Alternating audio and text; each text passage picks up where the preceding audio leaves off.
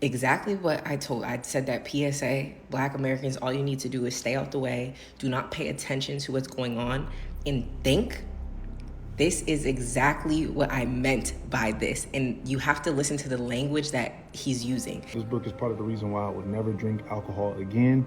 I was already on my non-drinking journey, but after I read this joint, I said, yeah, I'm done. On the other hand, I boast of it.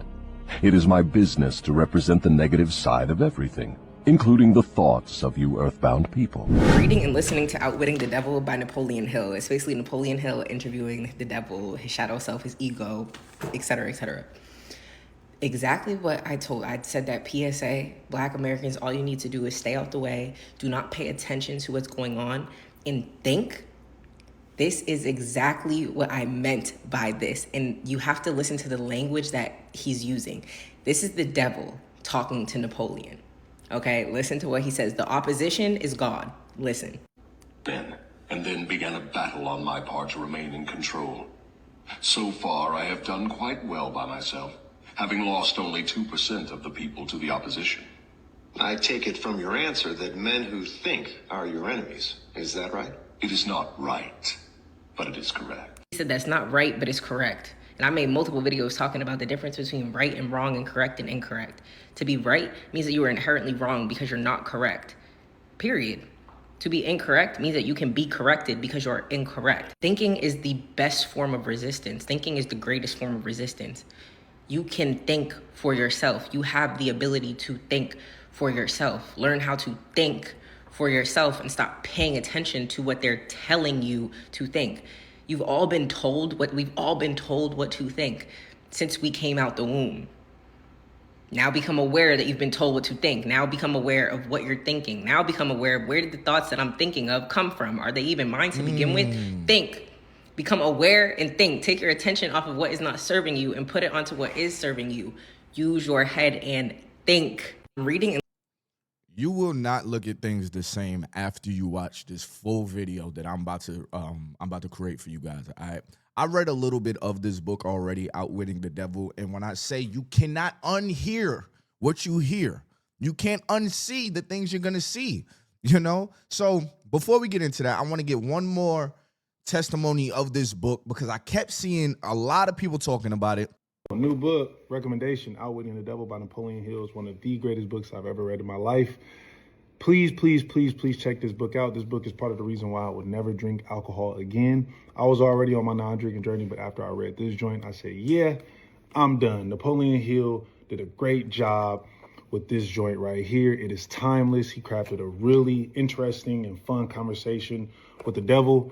And the devil talks about how he keeps people in his web, uses certain different vices to do so. He labels those people drifters, people who don't move with intention, people who are slave to their appetites. And then he talks about non-drifters. Those are people who are total opposite of drifters, for lack of better words. But great book. Please check it out. Outwitting the Devil by Napoleon Hill. I'm so happy I read this book. It came into my life at the perfect time, at a time where I really wanted to move with intention and change my life for the better. I feel like we're always improving. We're always looking to grow. Books like this, perfect book to read, especially when you really just want to go on that journey. So much love to y'all. Outwitting the Devil by Napoleon Hill. Want to recommend this joint to you guys. Have a good day. All right, my boy Keith Powers, man. So what we gonna do, we gonna listen to this book, all right? Let's get into this because we don't want this video to be too long. I don't know if you're cleaning right now. I don't know if you're driving, but this part of the video is for purely listening. It's not going to be a video. It's going to be the audible, all right? I know a lot of us don't have time to read a book, so I'm going to put a book in front of you and allow you to just hear the audio. So therefore, you have no excuse saying I had no time to sit down and read, all right? Let's open our minds and let's listen to this together. Listen, I found an easy way to make money on your phone. I've been telling y'all about it for a while now, and people have been sending me DMs of how much money they've been cashing out. So I'm gonna put one of them on the screen. So real quick, I want to give a shout out to Mandy Lil Slim Goody T on Instagram. Y'all go follow her. This is her Instagram right here. She basically says she made $500. She already cashed out $100. Y'all can read the messages right here. Now, I mean, and I basically asked her, hey, is it okay if I post this and all that? And here's her screenshots of her earnings and then how much she cashed out. All right. So the downside of this, because there got to be a downside, right? The downside is you have to play games on your phone. And I know a lot of people don't like to play games on your phone, but this is easy money. Now, I mean, so just try it out. And when you click my link, click the link in the description below or the link in the comment section below, you start out with a free $5. It's crazy every time I think about it. So just try it out, see if it's for you. An extra $100 could pay a bill or two, know what I mean? And when you start making money, send me a screenshot of your cash out so I could give you a shout out on my podcast as well. All right, y'all, back to the video. Let's get into this, man. Are you still up?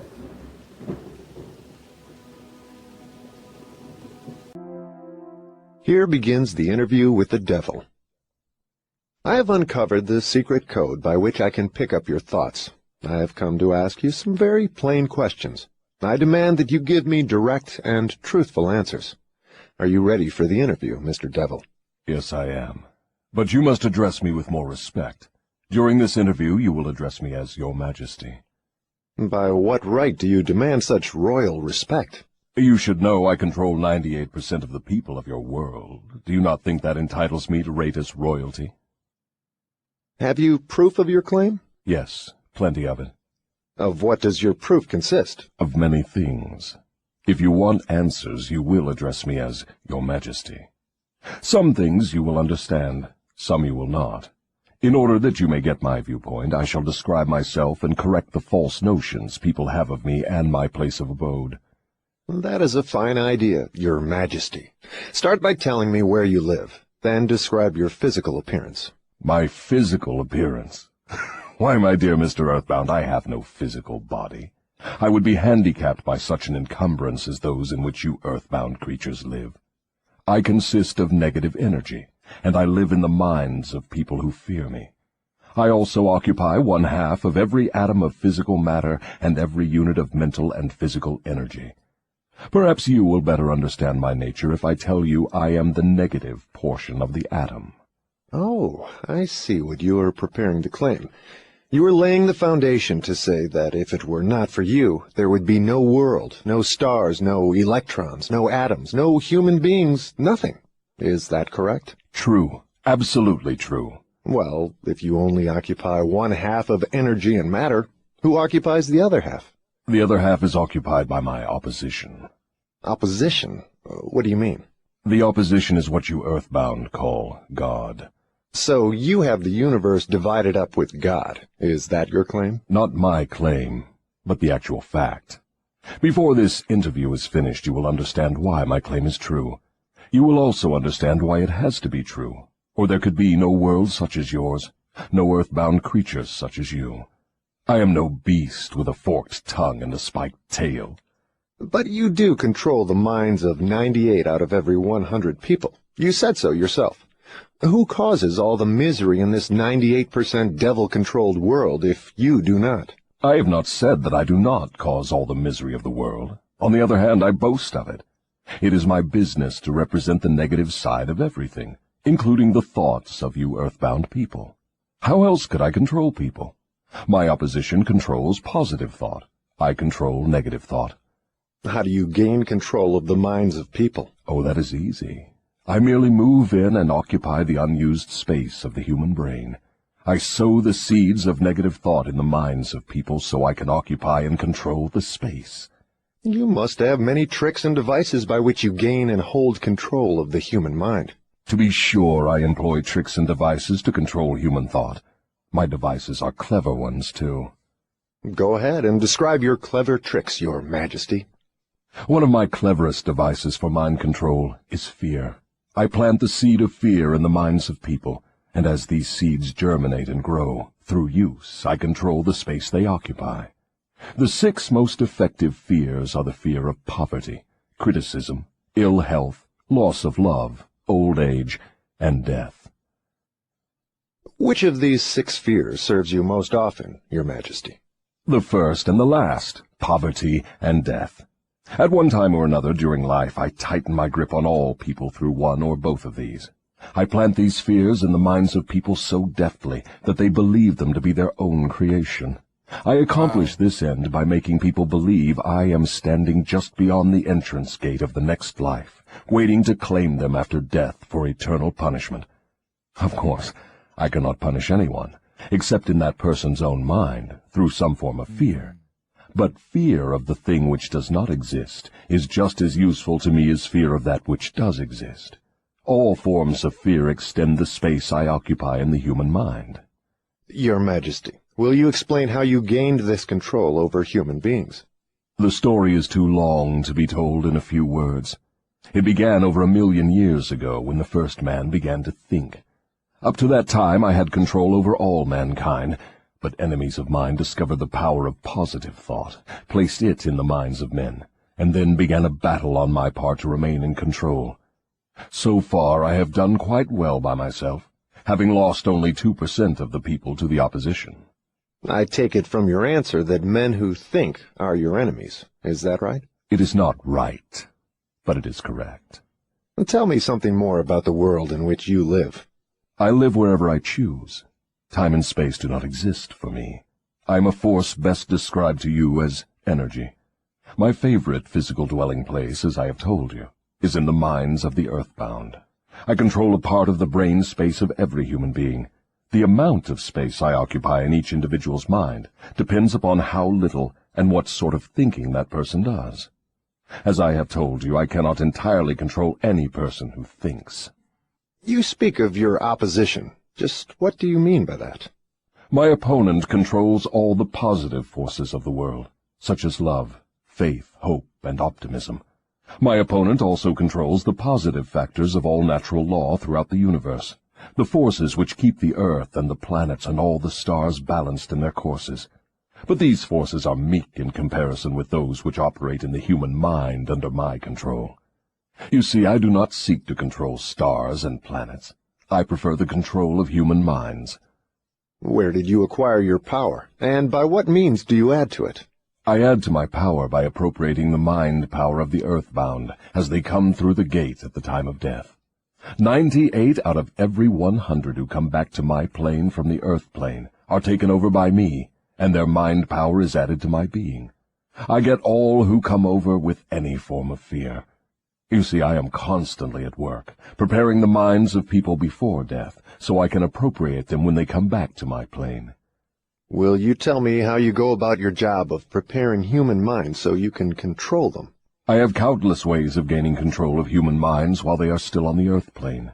My greatest weapon is poverty. I deliberately discourage people from accumulating material wealth, because poverty discourages men from thinking and makes them easy prey for me. My next best friend is ill health. An unhealthy body discourages thinking. Then I have countless thousands of workers on earth who aid me in gaining control of human minds.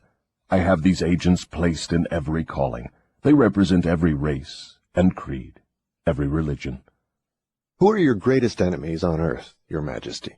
All who inspire people to think and act on their own initiative are my enemies.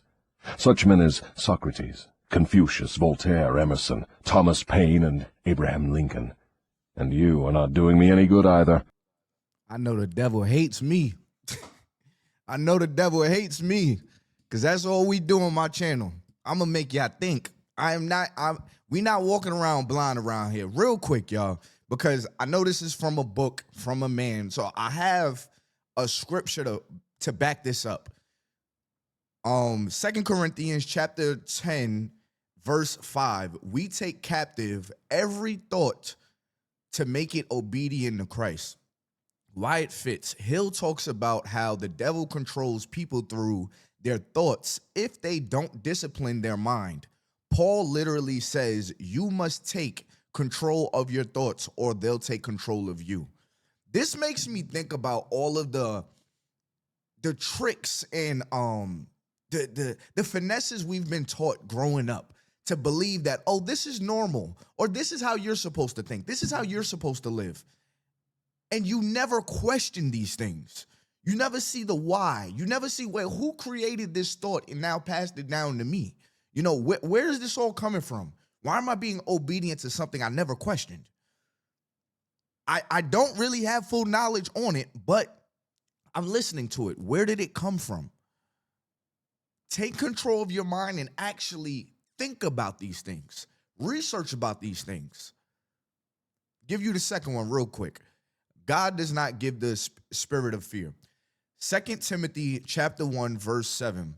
For God hath not given us the spirit of fear, but of power and of love and of sound mind. Why it fits. The opening of the book says fear is one of the devil's biggest tools.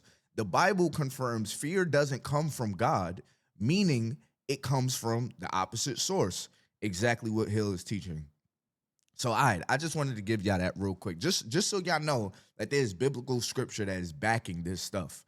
But this is making it a lot more practical when you hear it like this, which is why I enjoyed it so much. Is it true that you use men who have great wealth? As I have already told you, poverty is always my friend because it discourages independence of thought and encourages fear in the minds of men. Some wealthy men serve my cause, while others do me great damage, depending on how the wealth is used. The great Rockefeller fortune, for example, is one of my worst enemies. That is interesting, Your Majesty. Will you tell me why you fear the Rockefeller fortune more than others?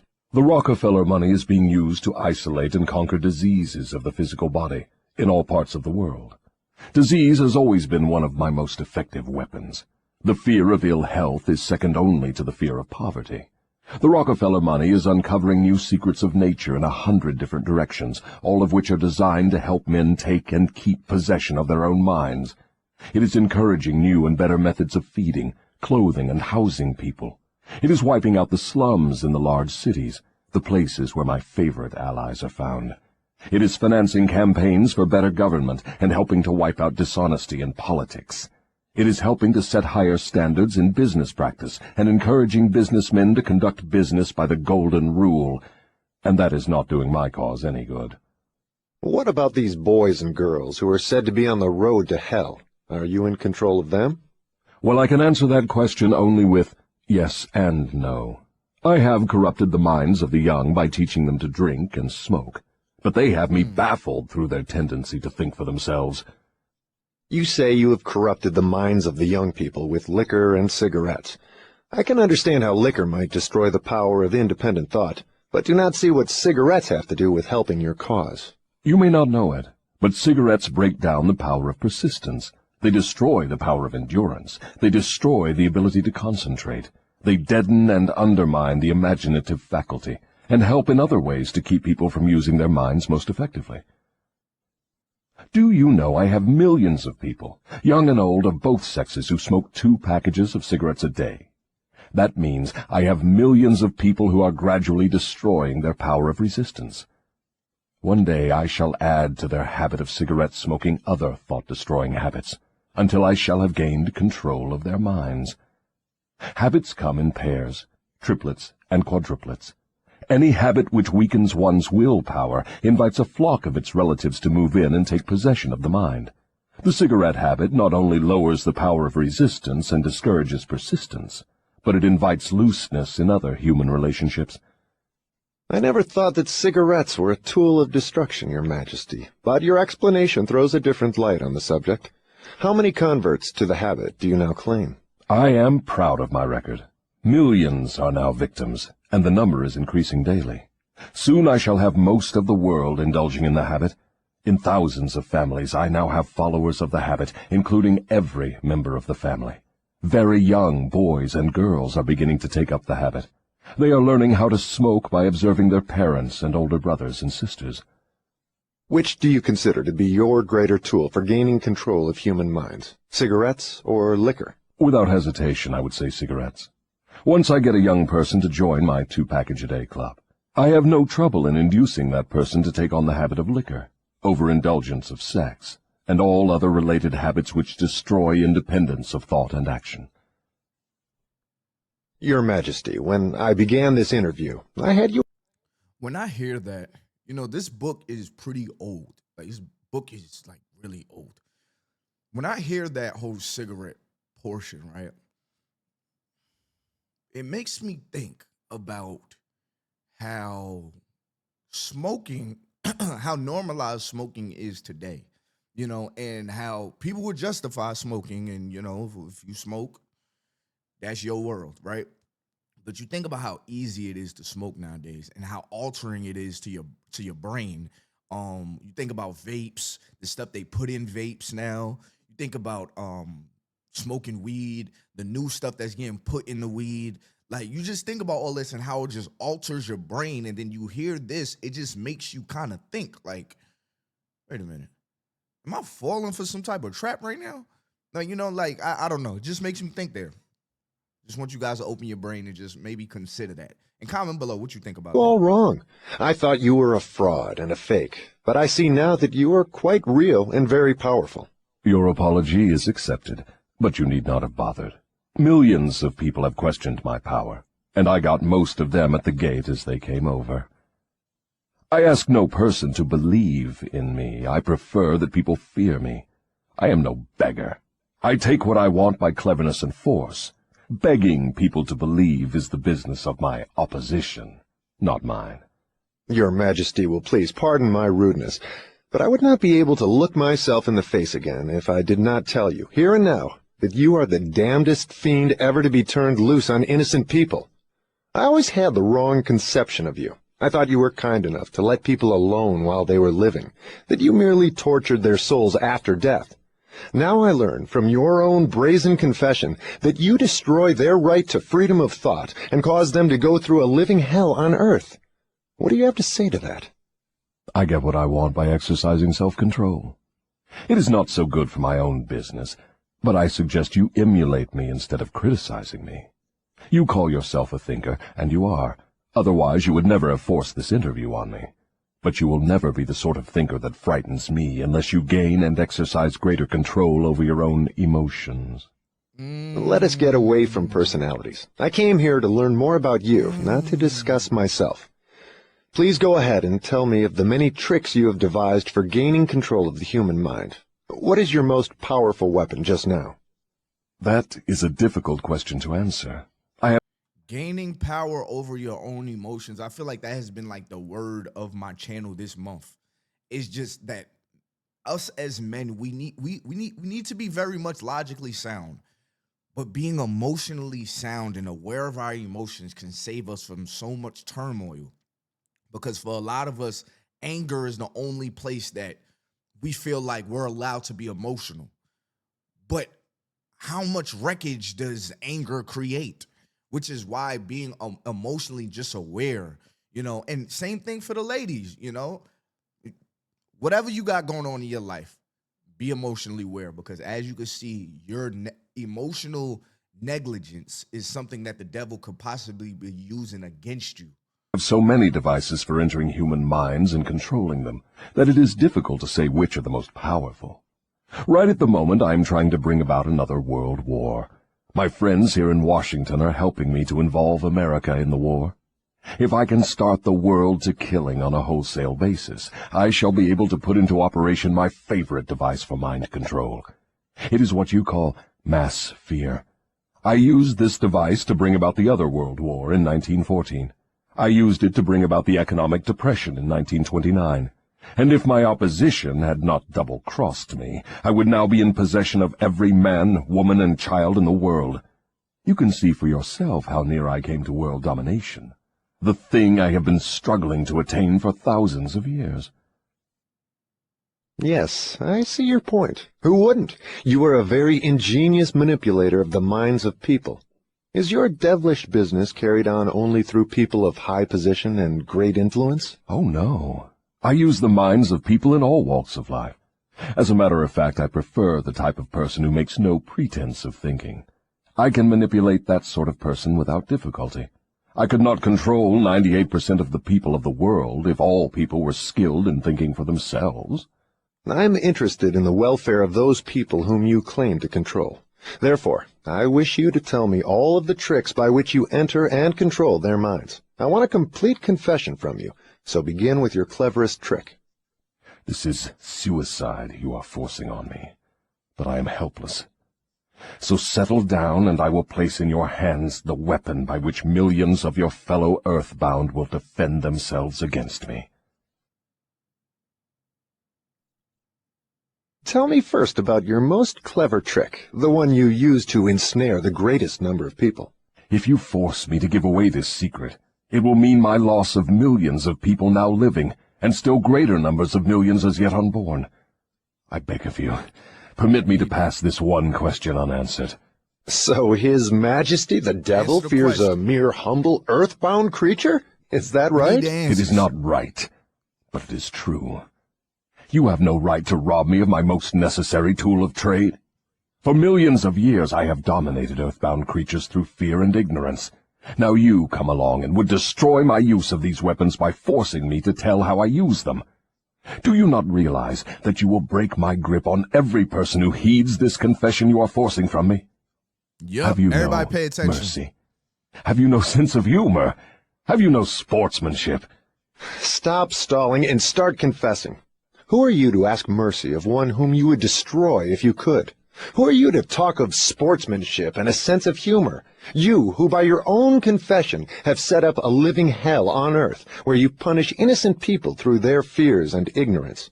As for minding my own business, that is just what I'm doing when I force you to tell how you control people through their own minds.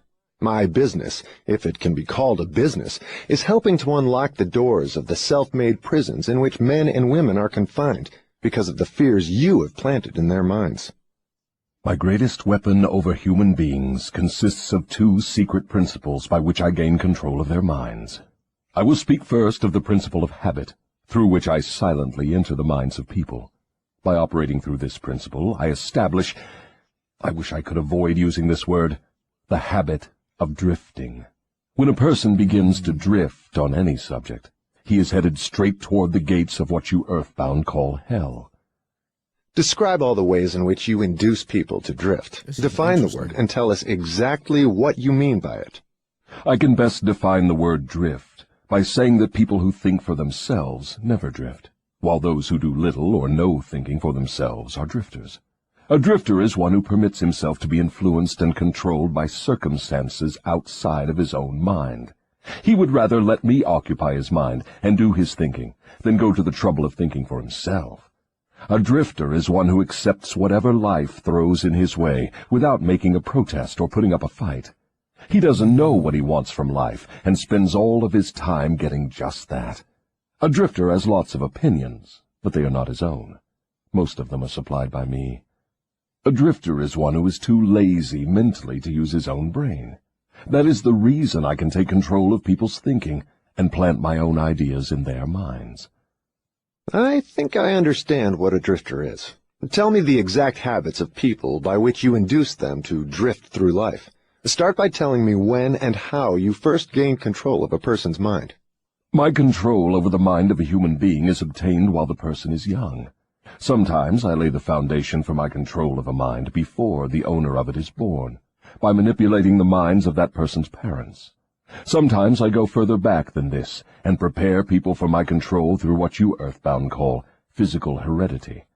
You see, therefore, I have two approaches to the mind of a person. Yes. Go on, and describe these two doors by which you enter and control the minds of human beings. As I have stated, I help to bring people into your world with weak brains by giving to them before birth as many as possible of the weaknesses of their ancestors. You call this principle physical heredity. After people are born, I make use of what you earthbound call environment as a means of controlling them. This is where the principle of habit enters. The mind is nothing more than the sum total of one's habits. One by one, I enter the mind and establish habits, which lead finally to my absolute domination of the mind. Tell me of the most common habits by which you control the minds of people. That is one of my cleverest tricks. I enter the minds of people through thoughts which they believe to be their own. Those most useful to me are fear, superstition, avarice, greed, lust, revenge, anger, vanity, and plain laziness. Through one or more of these I can enter any mind, at any age. But I get my best results when I take charge of a mind while it is young, before its owner has learned how to close any of these 9 doors. Then I can set up habits which keep the doors ajar forever. I'm catching on to your methods. Now, let us go back to the habit of drifting. Tell us all about that habit, since you say it is your cleverest trick in controlling the minds of people. As I said before, I start people drifting during their youth. I induce them to drift through school without knowing what occupation they wish to follow in life. Here I catch the majority of people. Habits are related. Drift in one direction, and soon you will be drifting in all directions. I also use environmental habits to give me a definite grip on my victims. I see. You make it your business to train children in the habit of drifting by inducing them to go through school without aim or purpose. Now, tell me of some of your other tricks with which you cause people to become drifters. Well, my second best trick in developing the habit of drifting is one that I put into operation with the aid of parents and public school teachers and religious instructors. I warn you not to force me to mention this trick. Do not disclose this trick. If you do so, you will be hated by my coworkers who help me use this trick. If you publish this confession in book form, your book will be barred from the public schools. It will be blacklisted by most of the religious leaders. It will be hidden from children by many parents. The newspapers will not dare to give reviews of your book. Millions of people will hate you for writing the book. In fact, no one will like you or your book except those who think, and you know how very few there are of this sort. My advice to you is to let me skip the description of my second best trick. So, for my own good, you wish to withhold the description of your second best trick. No one will like my book except those who think, eh? Very well, go ahead and answer. You'll regret this, Mr. Earthbound, but the joke is on you. By this mistake of yours, you will divert attention from me to yourself. My co-workers, of whom there are millions, will forget about me and hate you for uncovering my methods. Never mind about me. Tell me all about this second best trick of yours with which you induce people to drift with you to hell. My second best trick is not second at all. It is first. It is first because without it I never could gain control of the minds of the youths. Parents, school teachers, religious instructors, and many other adults unknowingly serve my purpose by helping me to destroy in children the habit of thinking for themselves. They go about their work in various ways, never suspecting what they are doing to the minds of children or the real cause of the children's mistakes. I can hardly believe you, Your Majesty. I've always believed that children's best friends were those closest to them, their parents, their school teachers, and their religious instructors. Where would children go for dependable guidance if not to those who have charge of them? That is where my cleverness comes in. There is the exact explanation of how I control 98% of the people of the world. I take possession of people during their youth, before they come into possession of their own minds, by using those who are in charge of them. I especially need the help of those who give children their religious instruction, because it is here that I break down independent thought and start people on the habit of drifting, by confusing their minds with unprovable ideas concerning a world of which they know nothing. It is here also that I plant in the minds of children the greatest of all fears, the fear of hell. I understand that it is easy for you to frighten children with threats of hell, but how do you continue to make them fear you and your hell after they grow up and learn to think for themselves? Children grow up, but they do not always learn to think for themselves. Once I capture the mind of a child through fear, I weaken that child's ability to reason and to think for himself, and that weakness goes with the child all through life. Is that not taking unfair advantage of a human being by contaminating his mind before he comes into full possession of it? Everything is fair that I can use to further my ends. I have no foolish limitations of right and wrong. Might is right with me. I use every known human weakness to gain and keep control of the human mind. I understand your devilish nature. Now, let us get back to further discussion of your methods of inducing people to drift to hell here on earth. From your confession, I see that you take charge of children while their minds are young and pliable. Tell me more of how you use parents, teachers, and religious leaders to ensnare people into drifting. One of my favorite tricks is to coordinate the efforts of parents and religious instructors, so they work together in helping me to destroy the children's power to think for themselves. I use many religious instructors to undermine the courage and power of independent thought of children by teaching them to fear me. But I use parents to aid the religious leaders in this great work of mine. How do parents help religious leaders destroy their children's power to think for themselves? I never heard of such a monstrosity. I accomplish this through a very clever trick.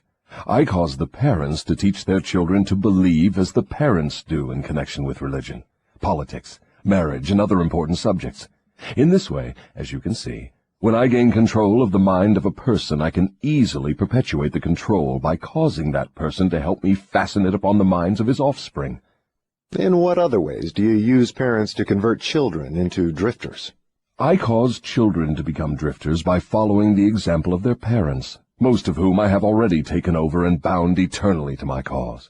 In some parts of the world, I gain mastery over children's minds and subdue their willpower in exactly the same way that men break and subdue animals of lower intelligence. It makes no difference to me how a child's will is subdued, as long as it fears something. I will enter its mind through that fear and limit the child's power to think independently. It seems that you go out of your way to keep people from thinking. Yes, accurate thought is death to me. I cannot exist in the minds of those who think accurately. I do not mind people thinking, as long as they think in terms of fear, discouragement, hopelessness, and destructiveness. When they begin to think in constructive terms of faith, courage, hope, and definiteness of purpose, they immediately become allies of my opposition, and are therefore lost to me. I'm beginning to understand how you gain control of the minds of children through the help of their parents and religious instructors, but I do not see how the school teachers help you in this damnable work. School teachers help me gain control of the minds of children, not so much by what they teach the children, as because of what they do not teach them.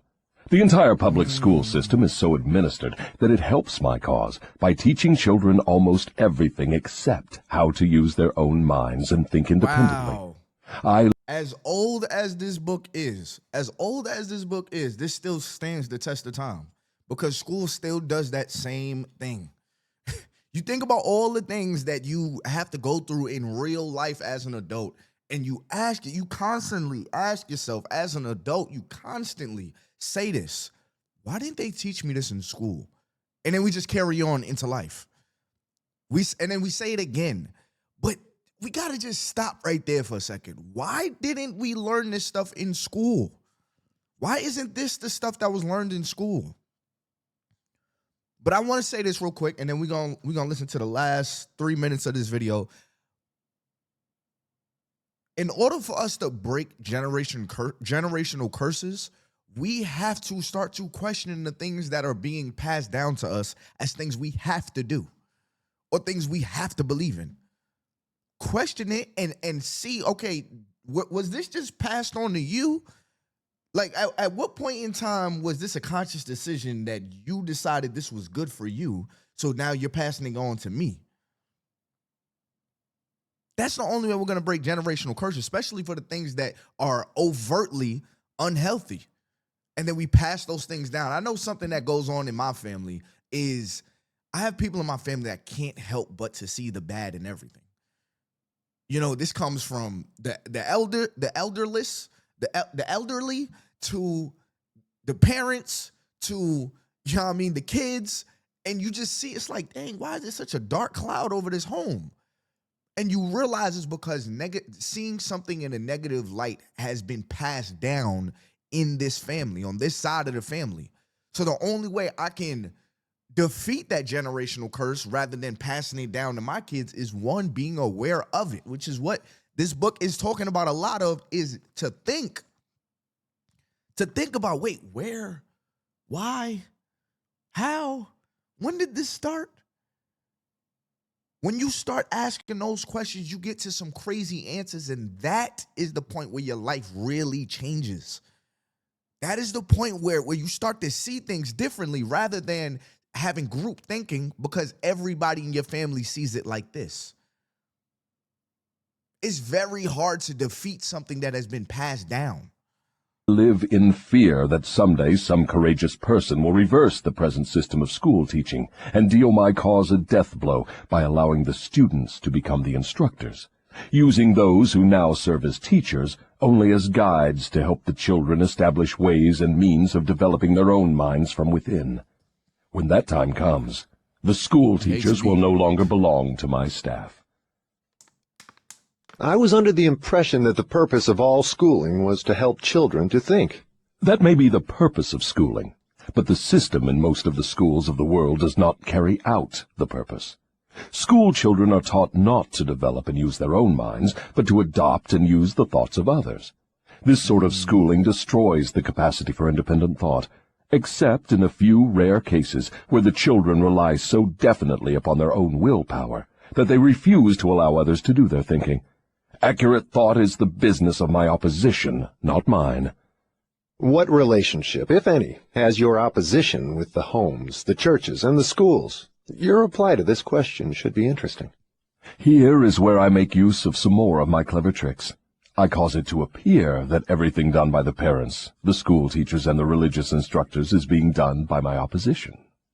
This diverts attention from me, while I manipulate the minds of the young. When religious instructors try to teach children the virtues of my opposition, they generally do so by frightening them with my name. That is all I ask of them. I kindle the flame of fear into proportions which destroy the child's power to think accurately. In the public schools, the teachers further my cause by keeping the children so busy cramming non-essential information into their minds, they have no opportunity to think accurately or to analyze correctly the things their instructors teach them. Do you claim for your cause all those who are bound by the habit of drifting? No. Drifting is only one of my tricks through which I take over the power of independent thought. Before a drifter becomes my permanent property, I must lead him on and ensnare him with another trick. I will tell you about this other trick after I finish describing my methods of converting people into drifters. Do you mean you have a method by which you can cause people to drift so far away from self-determination that they can never save themselves? Yes, a definite method, and it is so effective it never fails. Do I understand you to claim your method is so powerful your opposition cannot reclaim those whom you have permanently ensnared through drifting? I claim just that. Do you think I would control so many people if my opposition could prevent me? Nothing can stop me from controlling people except people themselves. Nothing can stop me except the power of accurate thought. People who think accurately do not drift on any subject. They recognize the power of their own minds. Moreover, they take over that power and yield it to no person or influence. All right, guys, we're going to stop the video right here. If you guys want me to do a series to this got me feeling like I want to do like a small series of a book club on my page as well. I may create like a whole playlist for this because I think this is really good. I'm a book person, you know what I mean? And I understand that a lot of us, we don't have, opportunities to sit down and read books. But listening to a book the same way we're going to listen to a podcast, listen to a Todd Boogie video, is still effective. All right, so I want to hear what you guys got to say in the comment section below. If you guys want to hear part 2, comment down below and say, yo, we need part 2. All right, just like that. Yo, we need part 2. Exclamation part, exclamation. You know what I mean? Just let me know that you guys want more of this. All right. I hope this is eye-opening for some people. I want you guys to think about this as you're going throughout your day, as you're entering this week. Is your mind drifting? What are you passing on to your kids that you possibly should have fixed within yourself? Why haven't I ever questioned this side of me? Why aren't I seeking how to fix this? So many people are waiting for therapy. So many people are waiting for rather than, let me just pull up a video on what is this? Let me pull up a video on somebody's testimony on how they fixed it. You don't have to wait for the insurance company all the time. You can try to self-help, yourself. So that's why I don't say there's excuses. The information is out there. And if you watch this video this far, you've gotten a lot of awareness. So now you just have to ask the right questions in your life. All right. Yo, dang, I'm getting chills. I know that was a good video. All right. Real quick, like I say in all my videos, man, if you want to make some extra money just playing games on your phone, all you got to do is click the link in the description below or the link in the comment section below. All right. These apps, they're paying people just to play games on your phone and like review TV shows. All right. It's crazy every time I think about it. Check it out. See if it's for you. If it's for you, it's for you. If it's not for you, it's not for you. But if you catch yourself making money, make your money. Until next time, y'all, it's me, your boy, Todd Boogie. I'm out of here, man. Peace.